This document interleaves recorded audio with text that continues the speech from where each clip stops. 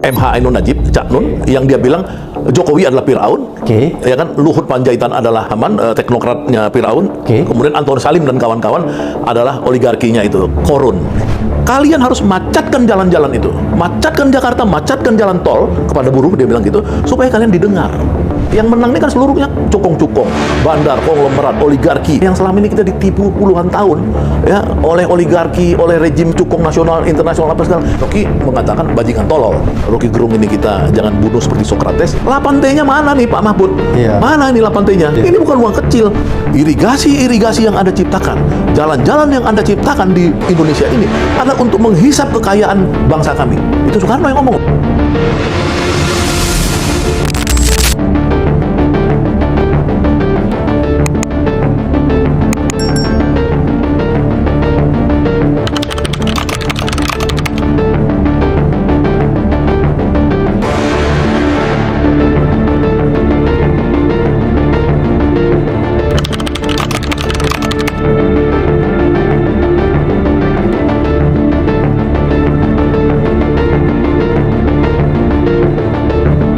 Assalamualaikum warahmatullahi wabarakatuh. Selamat datang di channel Abraham Samad Speak Up. Seperti biasanya, saya tidak sendiri. Hari ini saya menghadirkan seorang narasumber yang sangat berkompeten. Beliau ini adalah aktivis tulen ya. Kenapa saya katakan aktivis tulen? Selalu berada di luar sistem, konsisten berada di luar sistem. Saya langsung saja memperkenalkan, walaupun saya yakin netizen pendengar Abraham Samad Speak Up sudah banyak mengenal beliau, tapi nggak apa-apa, saya perkenalkan ulang. Dr. Sahganda Nainggolan. Apa kabar Bang? Baik, Alhamdulillah Pak Abraham. Assalamualaikum. Lama baru bersua lagi nih Bang. Oh iya, kemarin telah di UI ya kemarin ya. Sehat Bang? Alhamdulillah sehat ya. Bang, ini kita mau mendiskusikan, ini ada hal yang jadi polemik hari ini ya. Dan termasuk tulisannya Abang ini yang saya lihat agak viral juga, luar biasa.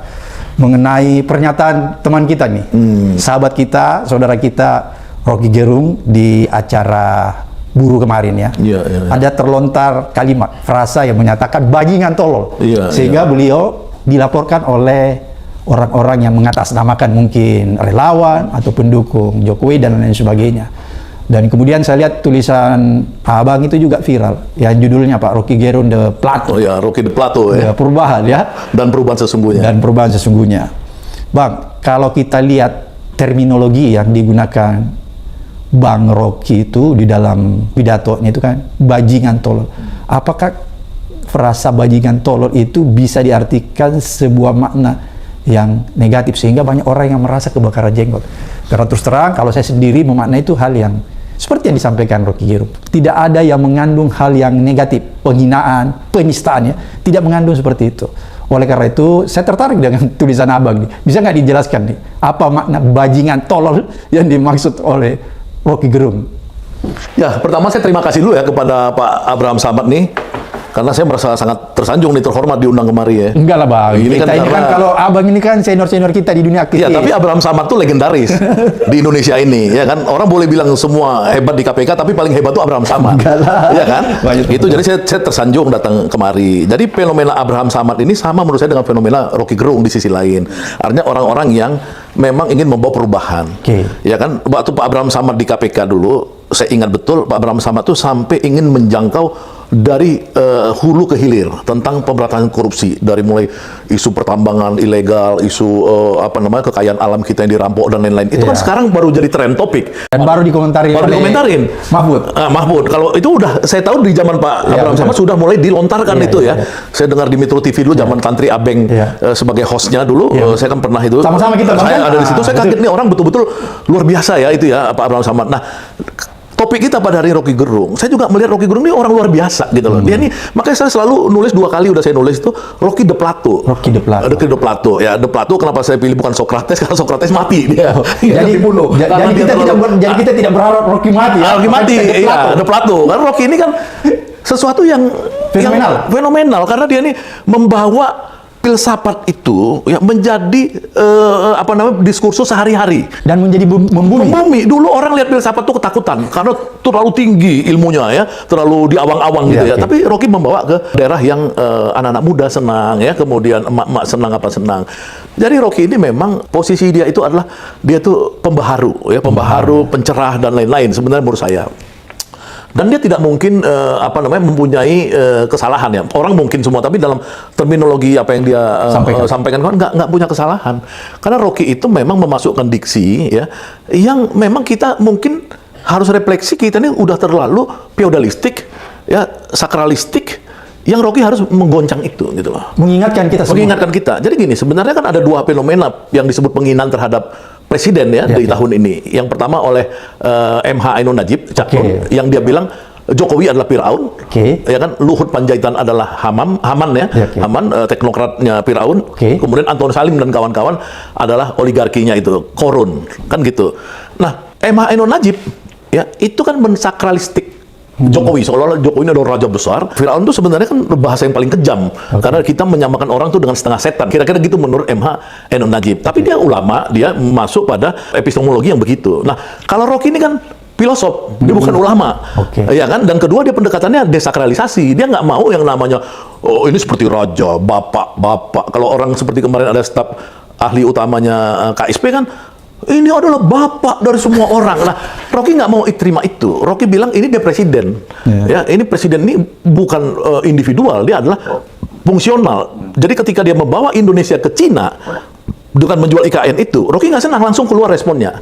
Nah, spontan ya? Iya, dia bilang ini nggak benar. Nah, dia kaitkan lagi dengan di dalam negeri, Pak Jokowi ini terlalu banyak cawe-cawe ke parpol-parpol. Dalam analisa Pak Rocky, ini adalah hanya kepentingan pribadinya Pak Jokowi, bukan kepentingan bangsa. Ya kan, karena kepentingan bangsa itu harus dihitung ulang tentang kerjasama IKN dan lain-lain dengan Cina kemarin. Karena mungkin lebih banyak mudaratnya. Lebih banyak mudarat, kita menyerahkan ibu kota kita kepada Cina untuk didesain, dan kemudian 34.000 hektar lahan di situ diberikan kepada Cina untuk investasinya. Itu kan artinya kita mau masuk dalam perangkap kepentingan Cina global kan. Cina ini kan sedang memang dia pengen mendominasi secara global, dan kita menyerahkan diri. Di mana konteks bicara Pak Rocky waktu itu? Dia bicara dalam konteks gerakan buruh.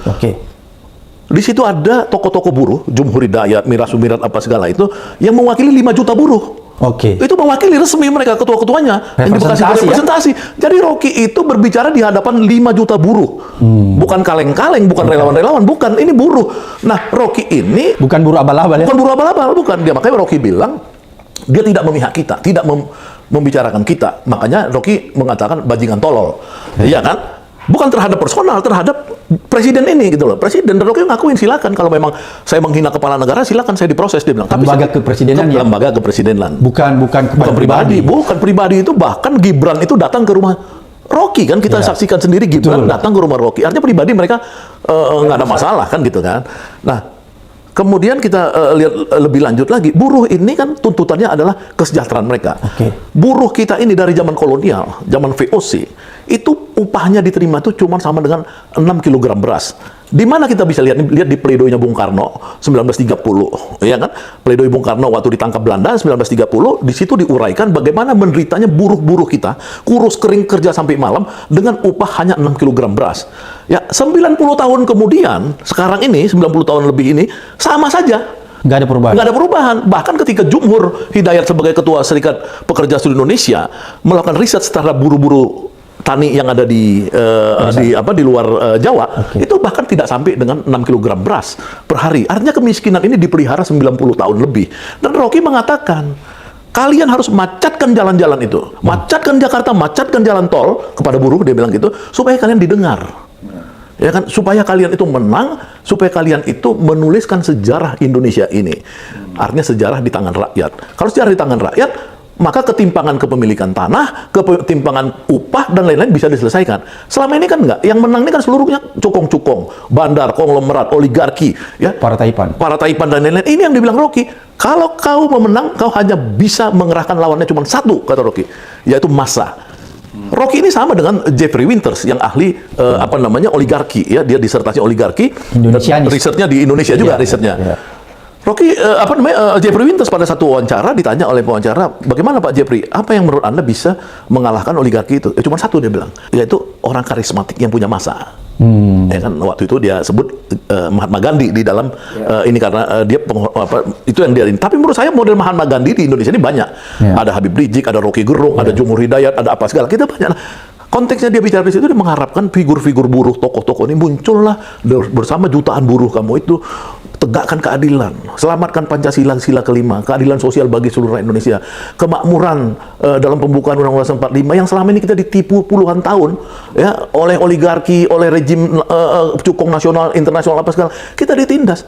Jadi nggak ada Rocky itu nggak ada urusan pribadi di sini, nggak ada urusan pribadi. Itu Pak Abraham. Jadi tadi ada yang menarik dari Abang nih, itu kan Rocky mencoba membongkar ya, mengingatkan kita agar kita tidak mensakralkan seperti tadi yang Abang katakan, atau zaman dulu biasa kita mengenal terminologi mengkultuskan waktu zaman Orde Baru ya. Iya, betul. Dulu kan Abang juga selalu turun di zaman Orde Baru agar kita mendobrak itu karena pada saat itu orang mengkultuskan Soeharto. Ya, itu yang kita kritik dulu. Jadi sebenarnya posisinya itu sama ya. Sama. Sama, saya di penjara pertama kali kenapa? Saya di penjara pertama sekali karena saya mengorganisasikan hiburan di Institut Teknologi Bandung, di ITB, kita organisasikan musik dan puisi. Yang baca puisi Pak Jurahman. Kemudian saya ditangkap penanggung jawab karena di dalam acara itu kita desakralisasi Soeharto dan menterinya. Di sana nyanyi-nyanyi Soeharto suka harta todongan gitu. Harmoko dahar modal ngaroko. Sudomo superstar doger monyet. Kita nyanyi-nyanyi gitu kan. Jadi sama aja begitu. Sama. Nah, Pak Jurahman juga gitu, maki-maki di istana ada cukong gini-gini. Nah, ditangkap kita kan. Tangkap 14 hari cuman, ya kan, karena yang tangkap itu kan tentara. Ya kan, garnison zaman dulu. Garnison. Oh, garnison kita bukan polisi, tangkap tentara, ya udah nggak diterusin sama mereka. Maksudnya kita memang dulu melawan sakralisasi, kultusan dan lain-lain. Nah, ini memang biasa untuk tradisi pemberontak, quote and quote ya, seperti kita, maksudnya pemberontak pikiran, kemudian aktivis dan lain-lain. Apalagi Rocky Gerung. Rocky Gerung ini kalau diurut dari sejarah Republik Indonesia, dia ini ada terahnya. Ya, kalau saya terahnya itu nanti ujung-ujungnya di atas itu ada juga bisa ke Masumi, saya bisa ke ini. Kalau Rocky itu PSI. PSI itu orang nggak tahu. PSI itu kan PSI bukan Partai Solidaritas. Bukan. Ini Partai Sosialis Indonesia yang sekarang nggak jelas kan. Kalau ini betul-betul PSI ini kelompok cendekiawan yang sangat pintar dari zaman Belanda, tapi punya kepedulian dengan bangsa. Betul. Dia ini orang-orang pemikir keras. Yang pertama itu yang terkenal namanya Dr. Sultan Syahrir. Iya, kita kenal Sultan. Ya kan, jadi Perdana Menteri. Ya, turunlah ini ke bapaknya Prabowo, namanya Sumitro Jojo Hadikusumo.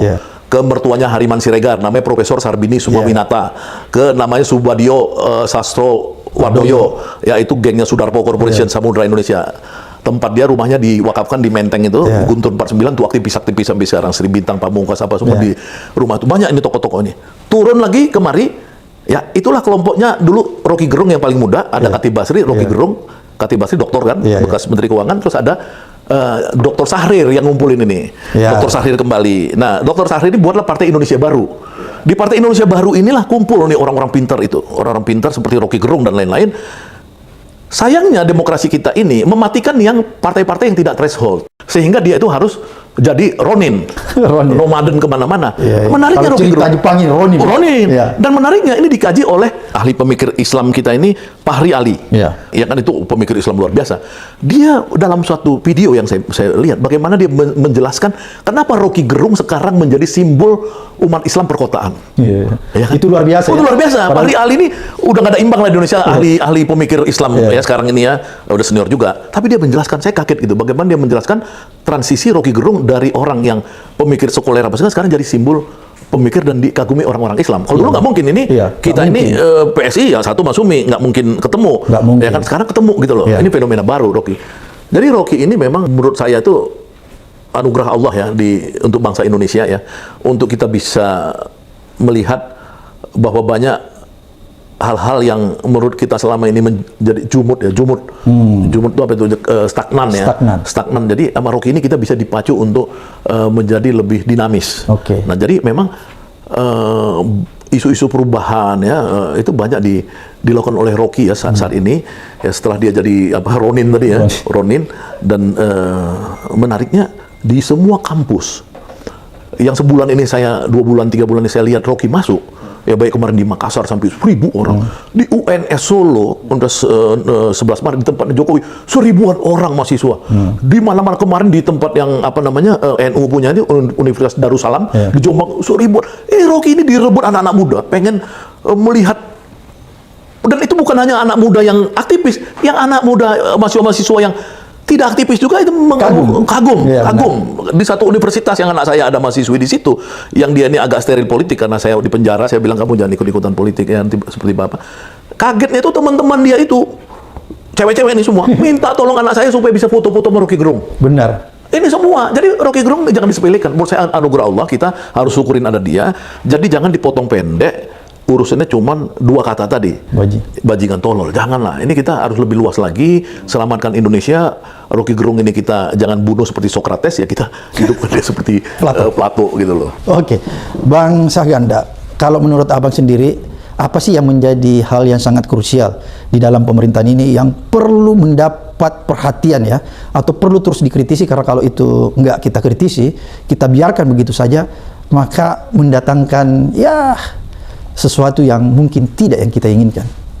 Ya pertama kan problem pokok kita ini soal demokrasi. Ya. Kenapa soal demokrasi? Karena gini, jadi waktu saya di penjara kemarin di zaman Jokowi 10 bulan ya. 10 bulan ya Bang? Iya, saya merenung sama Jumhur saya kan, sama Anton Permana. Saya merenung. Problem pokok kita ini ternyata salah satunya ada feudalisme. Ya, setiap orang penguasa pengen anaknya jadi presiden. Yang melahirkan dinasti ya? Dinasti, wakil presiden. Jadi bupati, istrinya bupati, anaknya bupati, apa segala gitu. Jadi dia tidak berpikir tentang kader. Kader itu kan sebenarnya berlaku umum. Dia tidak harus anak kan gitu, tapi dia lihat siapa terbaik. Dan itu sebenarnya sudah hampir terjadi di zaman Orde Lama, Orde Baru ya. Misalnya kita lihat Golkar ya dulu ya, zaman Orde Baru ya, itu kan muncul tokoh-tokoh yang sebenarnya dari bukan istri anak apa segala, kan udah mulai muncul, sudah mulai. Awal demokrasi, apalagi awal zaman demokrasi. Nah sekarang mau balik lagi Megawati ya kan, rebutan nih pewarisnya siapa, kalau nggak si Putih adalah Puan Maharani, karena berantem quote and quote antara Guntur dan Mega ya. Saya baca di media, Guntur Soekarno Putra mengatakan Soekarnoisme itu terahnya ke Putih karena saya laki-laki, misalnya kayak gitu ya kan. Sempat mulai ada ya? Ada friksi, ada di media, itu saya baca di media. SBY ya ngotot pengen anaknya jadi wakil presiden, pokoknya anakku, misalnya gitu, anakku pokoknya ini apa namanya ketua Demokrat misalnya gitu. Prabowo karena anaknya nggak demand di politik kita tahu ya kan, tapi sekarang Bu Titi mantan istrinya ditarik lagi jadi caleg apa, semuanya kita punya potensi ya untuk melakukan apa namanya KKN, melakukan nepotisme ya. Nah ini penyakitnya dari mana? Feudalisme. Nah maka harus dibuat demokrasi. Bukan kita maksudnya mau impor dari barat apa enggak. Kita adaptasi aja yang baiknya, yang nggak baik nggak apa-apa. Tapi dengan demokrasi ya itu kita bisa mengkoreksi ya praktek-praktek yang tadi itu, praktek-praktek nepotisme, feudalisme itu yang pertama yang penting. Kedua, check and balance. Kita kebiasaan itu orang permisif di Indonesia ini, ya kan? Nah, nggak apa-apa lah gitu ya. Cuek aja ya, uang korupsi kalau untuk masjid nggak apa-apa. Misalnya kayak gitu ya kan? Ya kan Pak Abraham kan KPK kan ngerti yang gitu-gitu yang saya omongkan. Nah itu demokrasi, check and balance, karena orang itu harus mulai masuk kepada peradaban yang lebih rasional, yang dia bisa mengkritik, tidak mengkultuskan dan lain-lain. Yang kedua itu soal korupsi. Ini korupsi di Indonesia ini sekarang ini menurut saya ini udah lampu merah.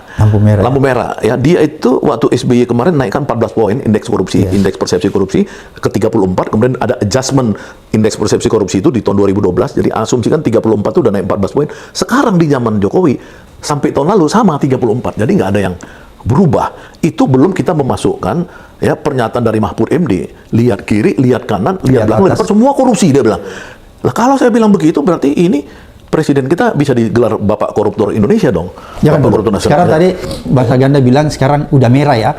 Waktu kemarin SBY itu kuning. Iya, karena di perbaikan, bukan kan penting kan dinamikanya kita lihat kan, bahwa dia ada perbaikan di 14 poin kan gitu kan.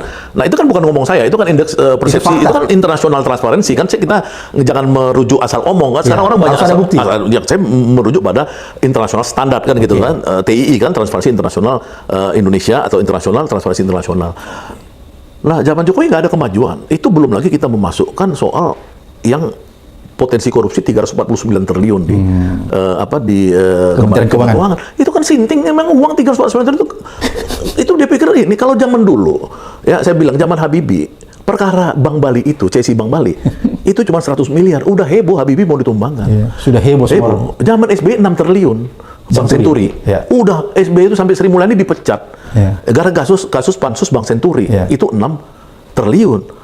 Zaman Jokowi ini kita dari mulai lihat Asabri, Beni Cokro, lihat apa namanya asuransi apa namanya Indosuria atau apa kemarin Beni Cokro itu udah mulai TT-nya gede. Kemarin kita kaget BTS 80%, 80 dari 10. Kalau dulu kan orang korupsinya 80 miliar, oke lah gitu kan, kita masih ya ini 8 triliun dari 10 triliun. Iya. Kata Mahfud MD, bukan kata saya. Nanti dibilang saya. Itu kan faktanya. Iya. Yang dikejar, yang mau dimasukkan ke persidangan ini kan cuma 243 miliar uang sogok menjogoknya. 8T-nya mana nih Pak Mahfud? Iya. Mana nih 8T-nya? Kemana uang 8T ini? Iya. Ini bukan uang kecil. Apakah masuk ke dana pemilu? Karena misalkan di situ ada nama suaminya Puan Maharani kan yang dikaitkan dengan Yus Rizky.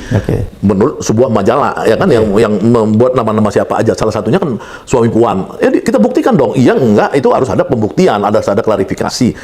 Terus minyak goreng ya yang melibatkan pemeriksaannya nih Menko, melibatkan menteri apa segala. Ini Indonesia kok korupsinya itu nggak masuk akal gitu.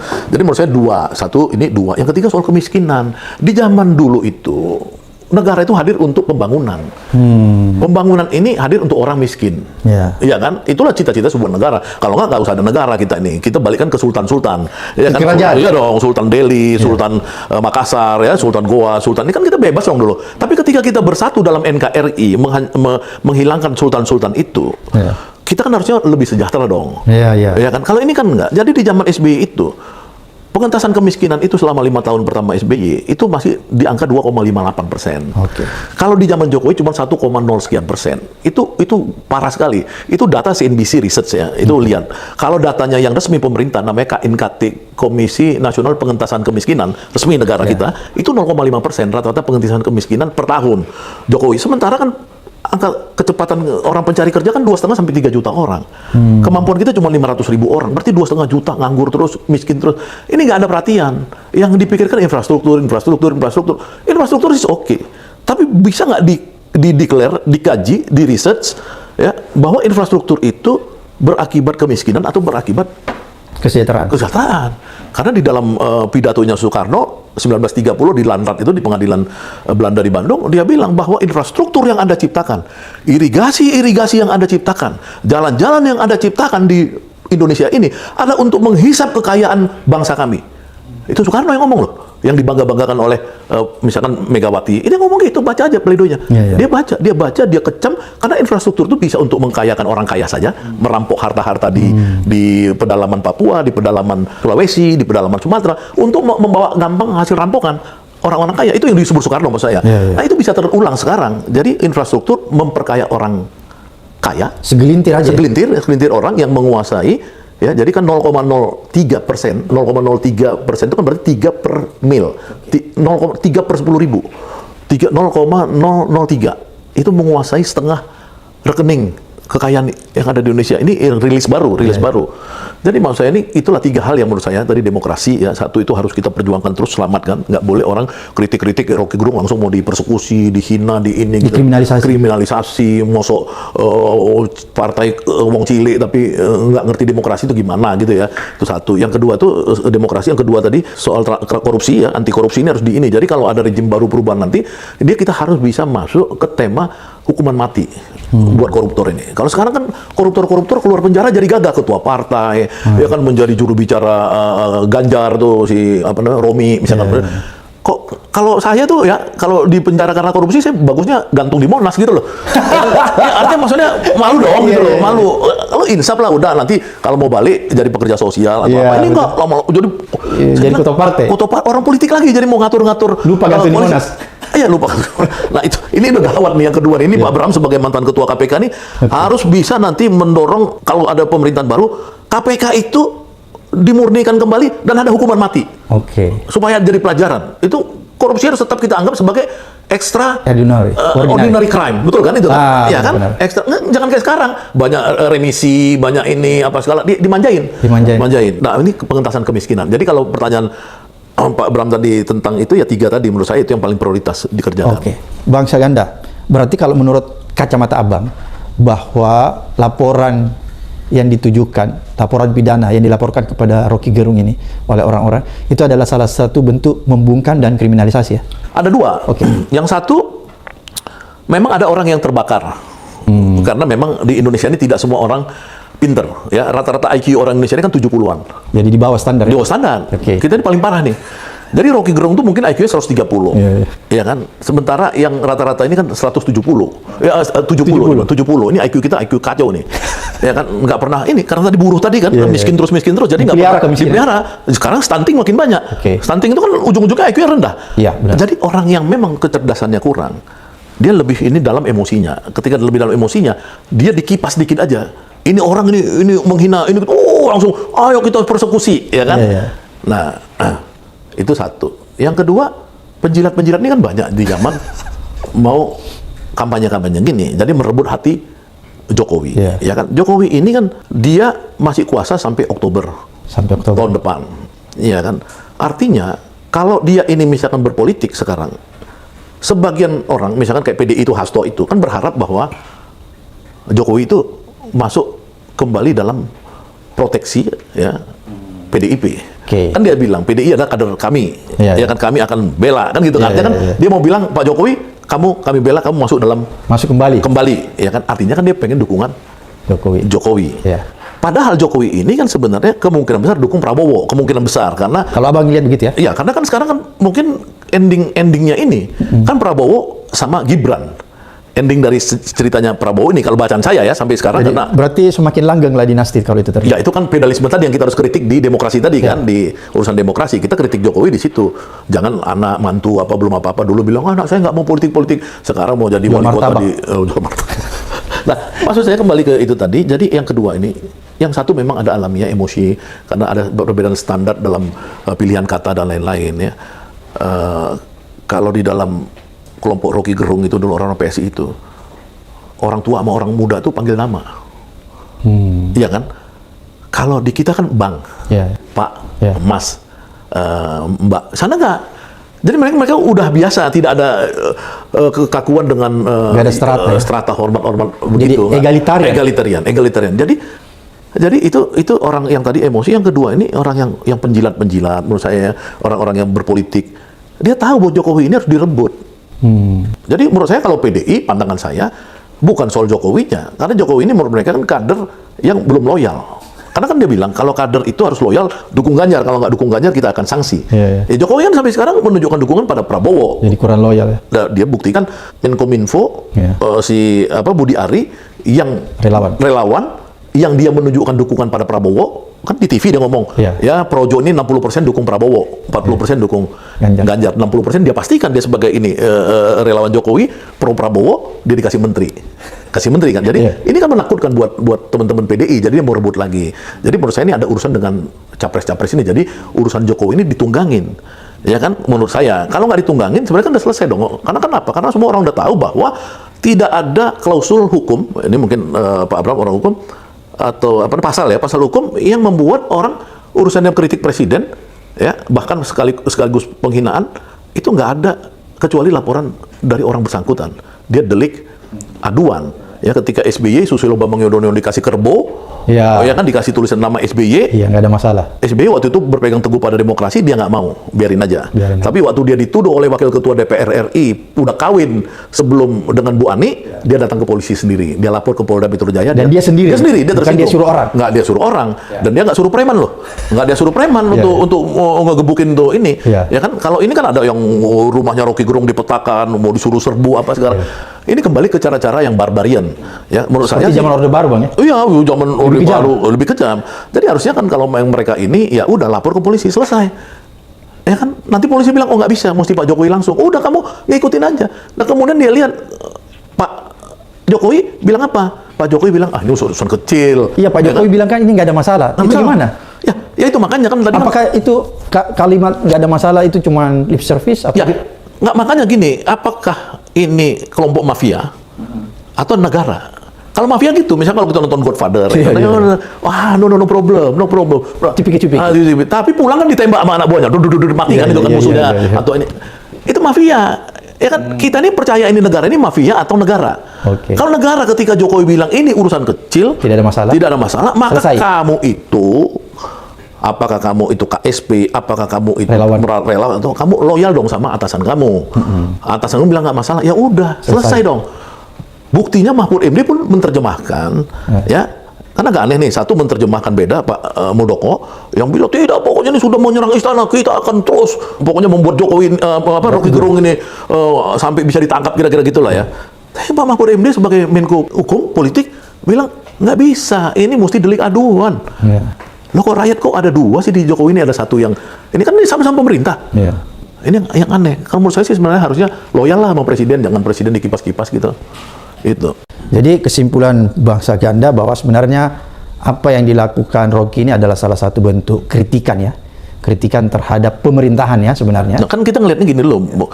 Dia ini kan dari dulu zaman Soeharto udah mengkritik. Iya. Dan itu wajar dalam demokrasi. Wajar dalam demokrasi, apalagi ya kan dulu aja zaman Soeharto udah mengkritik. Iya. Apalagi zaman demokrasi. Ketika dia mengkritik rejim Jokowi selama berapa tahun? 8 tahun ya, kita anggap 8 tahun. Ini kan tahun 9. Tahun ke-9 tuh dia mau dikasih penghargaan oleh Jokowi. Ya kan betul nggak? Apa namanya itu? Bintang Mahaputra Nadrayana atau apa gitu. Iya kan? Iya. Fadli John dapat, Fahri Hamzah dapat, tukang kritik. Semua kritikus dapat. Nah, berarti kan artinya penilaian Jokowi sampai 8 tahun terakhir positif terhadap Rocky Gerung. Karena dia mau ngasih penghargaan tuh. Penghargaan negara, istana, itu keren banget kan kalau ini kan. Nah, ini kan yang tahun ke-9 dia kritik nih sekarang, yang ini dipersoalkan. Menurut saya kalau Jokowi konsisten pada yang sebelumnya, yang ada urusan dungu lah, urusan ini tolol, apa kan banyak Rocky mengkritik. Harusnya ya menurut saya Rocky dikasih aja tuh ini bintang sama kan November ya kalau nggak salah saya. Agustus biasa. Agustus ya. Agustus ya udah. Ya nggak apa-apa, kalau usul saya presiden lebih baik meneruskan rencana pemberian bintang Mahaputra kepada Rocky Gerung. Ya, itu Indonesia pasti diberkahi karena Rocky ini betul-betul Rocky de Plato, ini orang hebat itu. Jadi Rocky ini sebagai rahmat ya. Rahmat, menurut saya rahmat. Iya. Maksudnya kita harus mensyukuri ada orang yang seperti ini yang bisa mengingatkan terus pemerintahan dan bangsa kita. Dan bangsa kita. Karena kalau nggak ada yang ingatkan nanti orang bisa zalim ya, Bang. Bisa, iya. Dan apakah tanda-tanda ke sana mulai ada kezaliman itu? Ya kalau ini kan sekarang Jokowi kan sebenarnya tinggal di waktu sisa terakhir nih sampai bulan Februari atau April kan sebenarnya kan. Nah sebenarnya menurut saya ini dia ini kalau dia ini tidak terlalu banyak dikipas-kipasin oleh orang-orang di sekitarnya, provokasi ya. Ini susah jadi presiden kan gitu. Ini Jokowi menurut saya pasti pilihannya itu seperti yang dulu disebutkan oleh Gibran ya atau Kaisang saya lupa. Pak Jokowi udah siap-siap kok untuk pindah kembali ke Solo. Ya kan udah ada kan dulu kan. Bahkan Sri Mulyani mengatakan kalau nggak salah sudah dikasih aset rumah untuk mantan presiden di Solo, daerah sana ya, daerah Jawa Tengah. Jadi menurut saya sih sebenarnya kalau nggak dikipas-kipas Jokowi ini akan masuk kepada kehidupan yang bebas ya, kehidupan sebagai pasca presiden yang dulu waktu SBY bilang saya mimpi ya sebagai presiden ke-8 bla bla. Nah, saya pikir kalau nggak dikipas-kipas normal bagus. Minum ya. Ya oke. Jadi ini masalah ada yang memprovokasi nih presiden kita ya. Itu kesimpulannya Bang ya. Menurut saya begitu. Jadi kasus Rocky Gerung ini menjadi mencuat gara-gara ada orang yang memanfaatkan. Ini tonton politik ini orang-orang banyak penjilat, orang-orang yang banyak cari keuntungan apa segala ini pengen presiden itu dikooptasi, dikuasai mereka. Ini bahaya buat presiden.